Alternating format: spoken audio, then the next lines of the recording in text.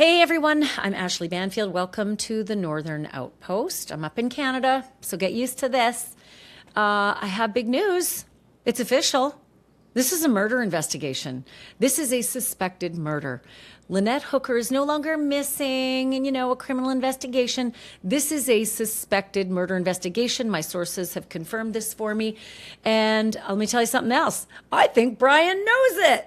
And the reason I think Brian knows it, Brian Hooker, if you're watching, the TikTok is catching up with you. And I think maybe you're watching this podcast because he's hired himself a new lawyer.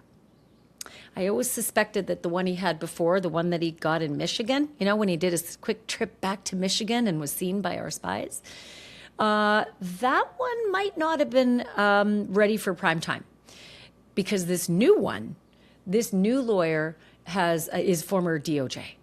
So now I think Brian suspects he might be having to fight a federal battle and needed a federal lawyer, somebody who had some background in, federal litigation. So the TikTok getting closer and closer and closer.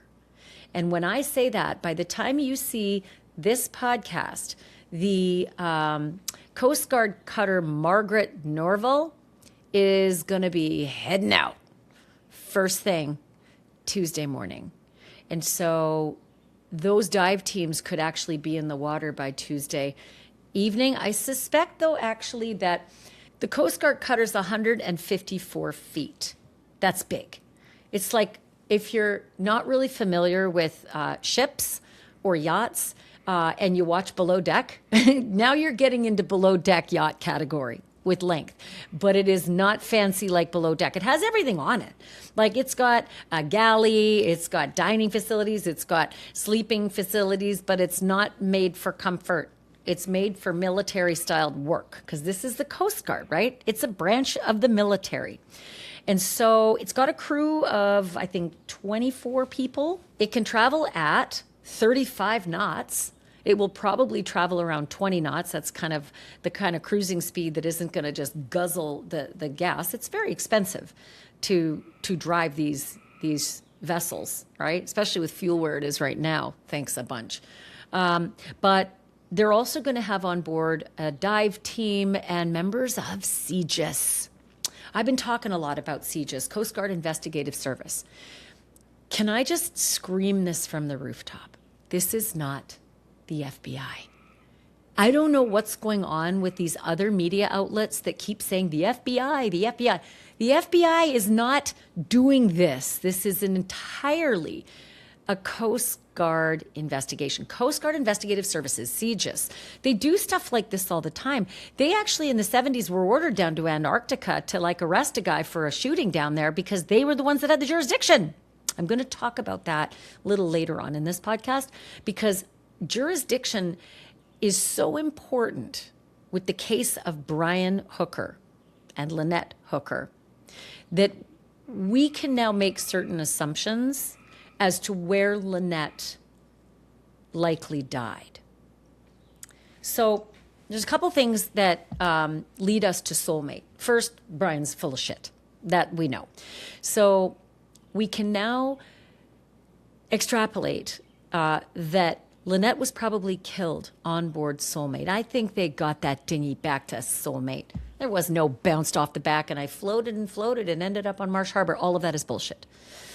We have GPS data that shows he was in places he shouldn't have been, doing things that you don't do if you don't have propulsion, right? If you don't have propulsion and you're just floating, you're floating with the wind and the waves and you're ending up on a beach or a rocky shore somewhere. You're not doing the things that Brian was doing. And his GPS shows it, right? Anyway, there's also this notion of jurisdiction. Coast Guard, United States Coast Guard has jurisdiction over cases like this when a U.S. citizen, or actually any person, is killed on board a U.S. vessel. Soulmate was a U.S. vessel, registered in Florida. So Coast Guard has jurisdiction when someone is killed on board a U.S. flagged vessel. Soulmate was a U.S. flagged vessel. There's another area of federal law, too, where the Coast Guard can assume jurisdiction, and that is when a U.S. citizen is killed in foreign land. So there are a lot of things that can take the United States government into the Bahamas. Permission was granted, though. They're working in concert with the Bahamians to bring the Coast Guard cutter Margaret Norbel into Bahamian waters. But there's something else. There's like a lot of moving parts to this because there are multiple locations that need to be searched. In my theory, and I think a lot of you theorize as well, Brian would have had to get rid of Lynette, probably either burying or at sea. Hey. Oh, hi. There's Chris, Northern Outpost. He's been out working all day. And so he would have had to get rid of Lynette either in water or on land burying. So there are a couple of places where it's possible that he may have sunk her, okay? The pink weight belt, not on board Soulmate. She had a pink dive belt, right? A weight belt for diving. To our knowledge at this point, not recovered. And so is it possible Brian used that to sink her? I'm not saying he did anything. He's not charged with anything, but I'm glad he's got himself a good lawyer who knows this stuff. So because Brian has a bullshit story, it wasn't wavy, it wasn't windy, that didn't happen. Because the Coast Guard has jurisdiction when someone dies on a U.S. flagged vessel like Soulmate and like Soulmate's dinghy. And because they are now going there, I think we are getting to the point, even though they're keeping very, very quiet, the Coast Guard's keeping very quiet about this, I think we're getting to the point where we can fairly say it is very likely that Lynette Hooker died on board Soulmate or the dinghy. But I'm going to go with Soulmate because if you're out in that dinghy, everybody can see you. If you're on Soulmate below deck, nobody can see you. And I dare say it would be hard to hear you as well. So with all of that in mind, the theory that I'm thinking through now, it is more than likely, I've already known, Brian made it back to Soulmate for Christ's sake. This crap story didn't happen. He's a hothead. We know he has choked people before. The allegation being that his 12-year-old daughter was choked by him. The allegation also being that they went to court, they had a trial, and a jury acquitted him. It isn't as though this wasn't litigated. The jury acquitted him of choking his 12-year-old daughter. But that doesn't mean that she doesn't have that story, told that story in court. Multiple witnesses told that story in court. The way I understand this case, his defense is that these were implanted memories. 12 years old? I think that's a stretch. I know about implanted memories with little children in court, absolutely. But at 12 years old, different. And I also can tell you that child never had contact with Brian again. So you can make your judgment on that. Lynette had multiple complaints to her parents, to her friends, about Brian choking her out to the point of losing consciousness, and allegations that he had said to her before, I should have finished the job. Photographs of her bruised back, telling her friend, this is where it happened. I got pressed up against the back of the sailboat while he was choking me. She's left the sailboat many times to her mother saying, I'm leaving him for good. The abuse is terrible. Only for her mother desperately to beg her not to go back, and Lynette went back. Whole other dynamic. We've talked about that with Lynette's mom. She tried so hard. She even consulted battered women's shelters to try to figure out better ways to convince Lynette not to go back to Brian. So that's the guy's history, shall we say. Plenty of allegations of choking and beating and bruising. And Lynette, we know, left multiple times. And we know that Lynette bought a ticket for March 11th. 2 weeks later, she'd be dead. It makes me so angry and it makes me so sad all at the same time. Okay, so we've figured out at this point that the likelihood is that now that this is a suspected murder, the likelihood is that that murder happened on board Soulmate. Is it possible that it could have happened somewhere? Sure. If a U.S. citizen is killed in a foreign jurisdiction, you can take jurisdiction as well. But there's so much investigation going on around Soulmate. The crime scene tape, the towing it, the seizing of it. And by the way, any minute now, it's going to be hauled out of the water and then put up in dry dock, ready for probably trial, right? TikTok, Brian. TikTok.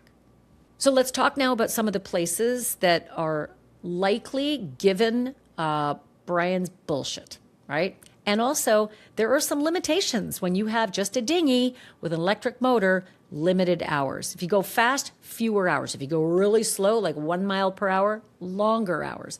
Generally speaking, though, he didn't have that much battery power to go on if he decided to get rid of Lynette.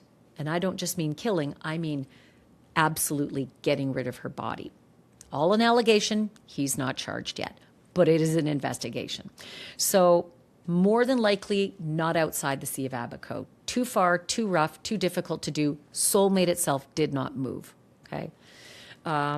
According to authorities who were keeping an eye on it and looking at its history. But there are places on the eastern shore of Marsh Harbor that could be accessible and could fit with his timeline. He washes up, or says he washes up. Pretty sure now we know he didn't wash up. We kind of know he's driving, right? And he's checking places out. And there are places south of this wash-up spot where the Hopetown Volunteer Fire and Rescue eventually got that dinghy offshore that could be actually pretty good spots to hide a body.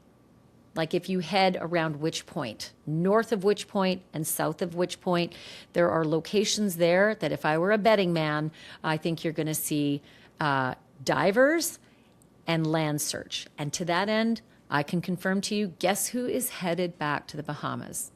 One of my favorite parts of this story has been Maggie.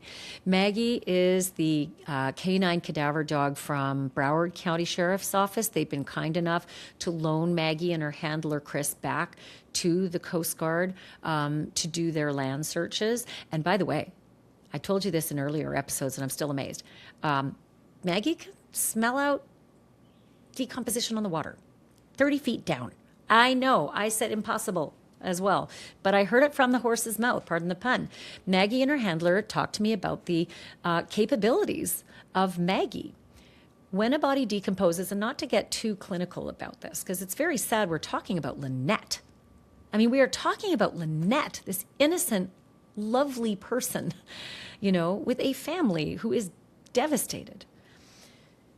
But when a body decomposes, they emit oils, and those oils surface. And so if you're 30 feet down, the dissolution of those oils can still get to a point on the surface where a cadaver dog can actually detect and alert.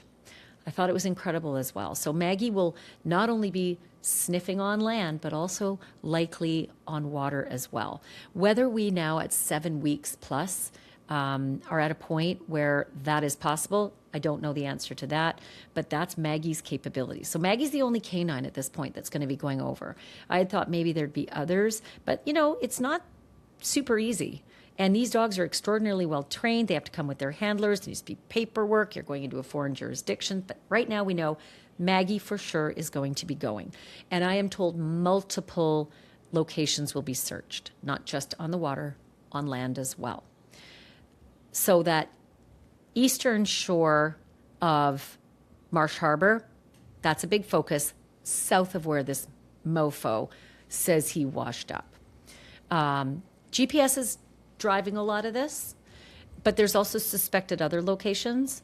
Because again, Brian Hooker, from past history, we know is a master of disguising his locations and hiding himself, because he was fired from AT&T for doing just that.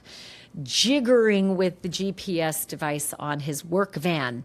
They finally got rid of him. They tried multiple times and finally got rid of him on the third round because this was provable. And he made it hell for everybody who worked with him. He made their life hell. He was like the union steward, and all he wanted to do, according to his coworkers, was fuck with the company. It's all he ever wanted to do, whether it was right or wrong. And he wanted to co-opt all the employees to do that. That's the kind of guy we're talking about here. So, master of disguising his location. There are some places that they're going to search likely that may not be GPS located, but just might be sort of smart thinking with bad people's minds, right? And so we've talked a lot about Tulu Cut before. Tulu Cut is one of the places that you can get out to the Atlantic. Now, with an 8-foot dinghy, you're not going out into 18 to 20 knot winds in that 8-foot dinghy at night. That's kind of a death wish. That doesn't mean that areas within the Tulu Cut that are slightly protected aren't deep.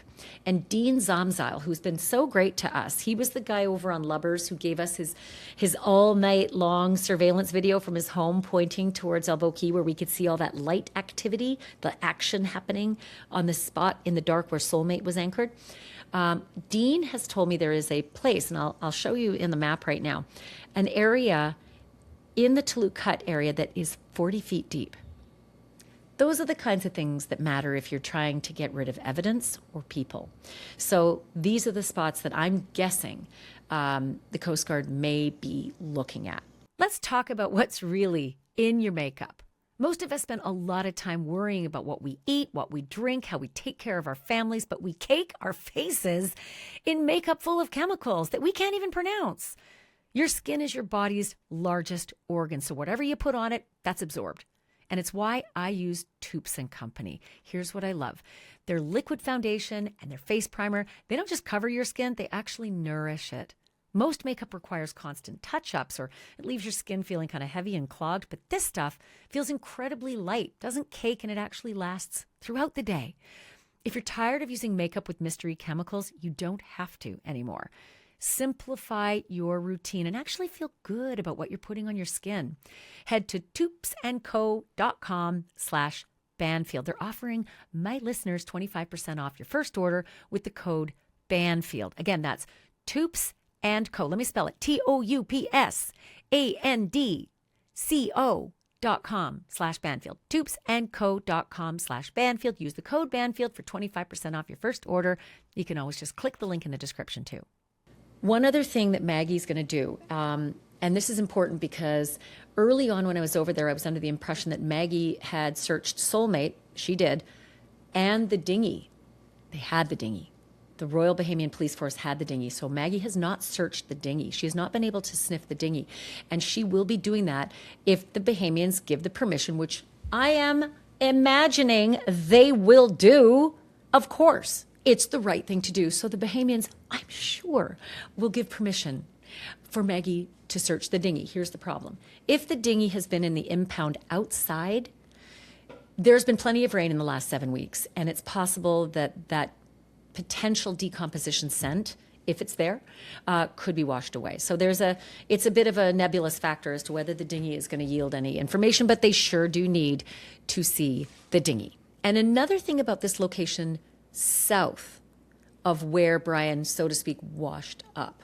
Not only are there interesting locations where you could hide a body, Maggie, the cadaver dog, did not search south of where Brian washed up. She searched a lot of other places that could have been places where, Lynette might have washed up if his story were true, or Lynette might have been, placed if his story's untrue. But they didn't search south of where, the spot where the boat washed up south of the boatyard. So that's going to be key for Maggie to actually be able to get on shore on Marsh Harbor's east side. And if you hear the words fast response cutter, that's what the Margaret Norvell is, a fast response cutter.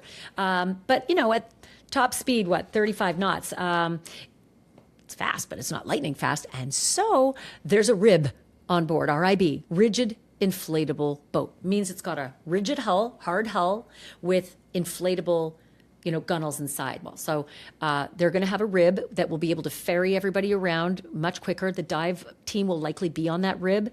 They'll probably use some additional boat support in the Bahamas to get to all these different locations. But they're going to be all over the place, and they're going to be very, very busy. But that rib is like, if I could get a boat, on my wish list, it's one of these ribs, right? One of these military-style, Coast Guard-styled ribs. They're just awesome. If you're a boating person, you know. If you know, you know. But the rib is really, it's orange. You'll spot it. Be easy for us to be able to see once it's in the Sea of Abaco. There's another piece of equipment that this team from the Coast Guard is taking, and it's really important. And if you followed the saga of MH370, which was the missing Malaysian Airlines, aircraft that crashed and disappeared with everyone on board presumed dead but not found. ROV, remotely operated vehicle. In the case of MH370, we learned a lot about ROVs. The one that they're taking over will be able to look under the water. Basically, another set of eyes as well as divers. So an ROV can be in one location looking at the bottom, and the divers can be in another location. The benefit being that the divers can go deep where you can't see the bottom, and the ROV can sort of go underwater and search in other areas as well. So really, really glad to hear that they've got that technology going along with them as well.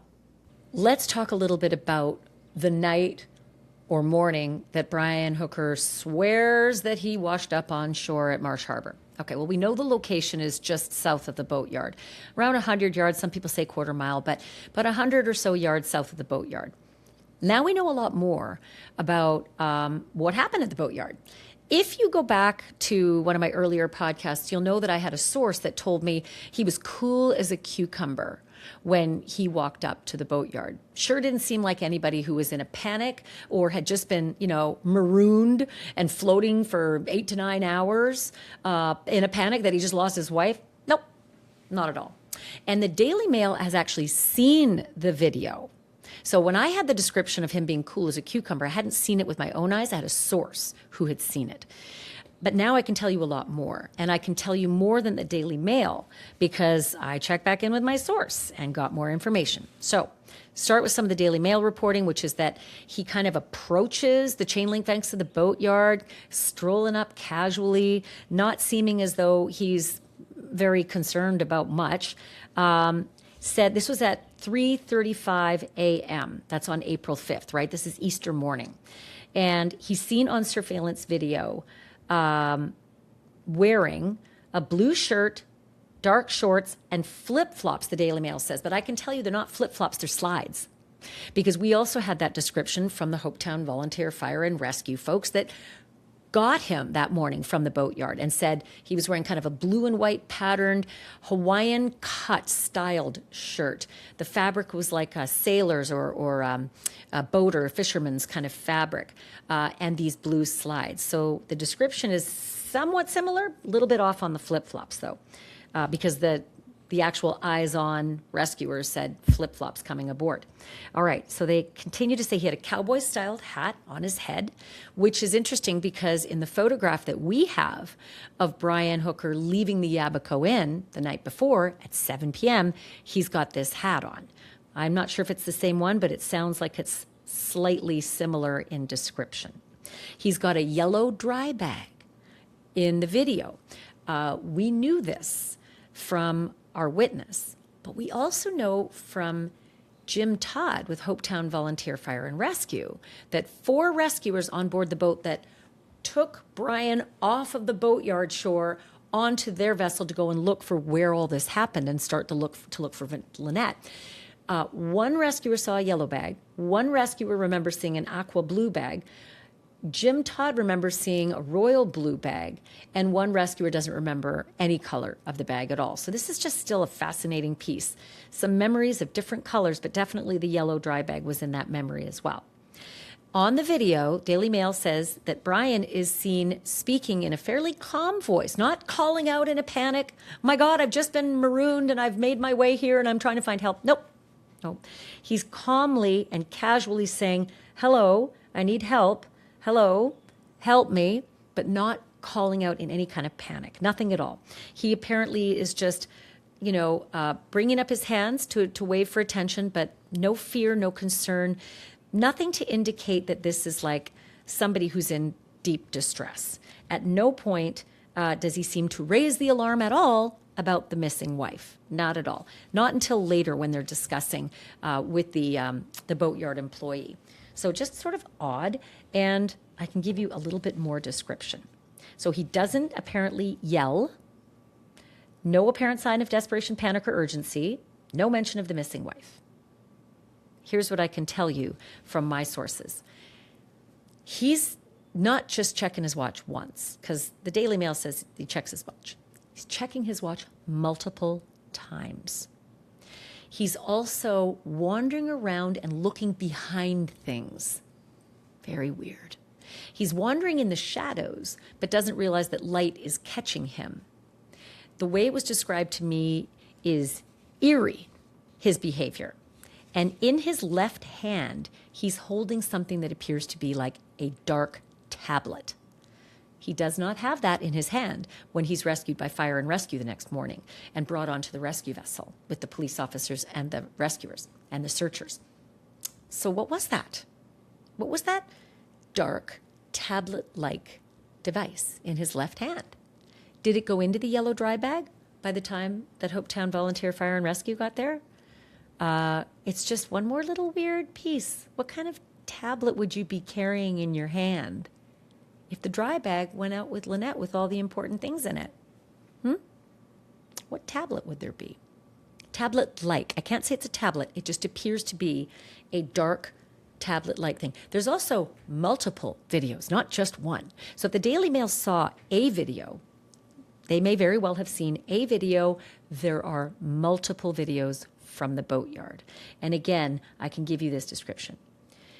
My source says, you could also say he walked around for quite a while very nonchalantly, looking behind things. No sense of urgency. There were buildings in the area with lights on that. He did not seem interested in trying to go to look for help. It looked creepy. Interesting description of Brian Hooker at the boatyard after being marooned with no propulsion, floating in the Sea of Abaco all night until finally he comes ashore. Just an interesting, anecdote that I'm sure if a jury ever gets to see it, they'll think it looks creepy as well. Just an interesting extra piece of color on what the Daily Mail has reported they've seen on the video. This would be a good time to revisit Brian Hooker and, his whole demeanor when he was asked by reporters about this crazy story that he had with Lynette just bouncing out of the back of the boat. And CBS asked him a critical question, which was, do you believe that Lynette is still alive? And with everything we know now, especially since now this is a suspected murder, it's interesting to watch his response. Do you believe that Lynette's still alive? I do. I believe I've been told that people have lasted in the Bahamas after falling overboard for days and even weeks. So there you have it. Wow, this thing is really starting to pick up speed and momentum. And, for the sake of Carly Aylesworth, that's Lynette's daughter, and Darlene Hamlet, that's Lynette's mother, I really hope that the Coast Guard can get some answers on this trip over to the Bahamas. Meantime, we're going to be following developments. We've got eyes on everywhere in the Bahamas, so make sure you tune in. Don't forget to subscribe because then you aren't going to miss any details because these details are coming fast and furious. Thank you, everybody, so much for listening and for watching. And remember, truth isn't just serious, it's drop dead serious.